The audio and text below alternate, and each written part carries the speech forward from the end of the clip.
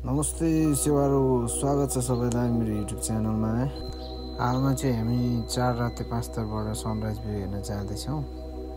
Sunrise हुने view point चाहिँ यही भनिएको छ। ल है ल प्रतीक्षाको घडी पनि अन्त भयो। घाम अब आँखाले हेर्न नसकिने भइसकेको छ। प्रकाश आउन थाल्यो होइन। ल है यति रातो छ अहिले चाहिँ।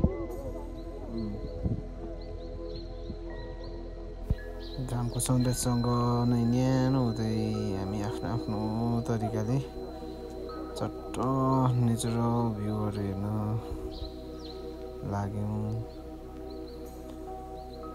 सबैजना आफ्नो तरिकाले होइन।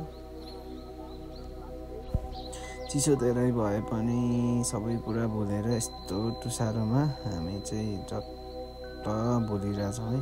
न्यानो घाम पनि लागिरहेछ अनि वारिपारि माल हेर्दै यो चिसोलाई नै भुलाइदिने क्या। कस्तो रमाइलो। तपाईँहरू पनि आउनुहोला 4 राते है। आउनु चाहनुहुन्छ भने म लोकेसन भिडियो पनि हालिदिन्छु, हेरेर आउनुहोला। यसरी नै नजिकबाट हिमाल हेर्न पाइन्छ है। घुम्न आउनु चाहनुहुन्छ भने चाहिँ ठ्याक्कै यही मात्रै हो। यहाँनिर चाहिँ याक लज कन्ट्याक्ट गरेर आउनुपर्ने हुन्छ, नत्र चाहिँ लास्टै प्याक हुन्छ। बिहानको मौसम चाहिँ यस्तै चिसो छ है, तर एकदम रमाइलो छ। हेर्नु न वारिपारि भ्यू कस्तो दामी हिमाल रमाइलो हुन्छ। तपाईँहरू पनि आउनुहोस्, रमाइलो गर्नुहोस्, इन्जोय गर्नुहोस्। प्रकृतिसँग हराउन चाहनुहुन्छ भने चाहिँ यो पनि one of the best destination हुन्छ तपाईँहरूको लागि, जहाँ केही कुराको फिलै हुँदैन क्या। जहाँ फ्री मात्रै फिल हुन्छ। र है त अब याक लजसँगै यहाँको भ्यूको इन्जोय गरौँ है त सबैजनाले।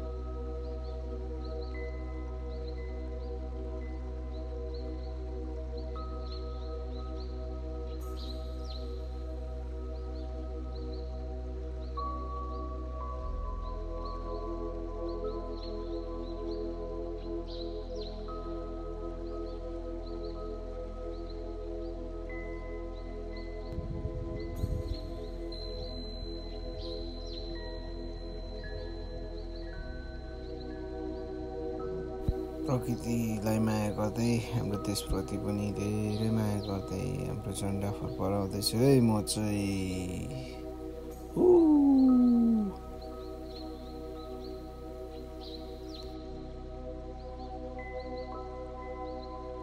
हिमाली क्षेत्रमा पाइने याक पनि तपाईँहरूले यहाँ प्रशस्त रूपमा देख्न सक्नुहुन्छ। धेरै चिसोको बावजुद पनि आफूलाई जीवित राख्न सक्ने क्षमता याकमा हुने गर्दछ। आउनुहोस् तपाईँहरू पनि प्रकृतिसँग एकचोटि रमाएर हेर्नुहोस्। आफ्नो मनलाई शान्त र दिमागलाई फ्रेस बनाउनुहोस्।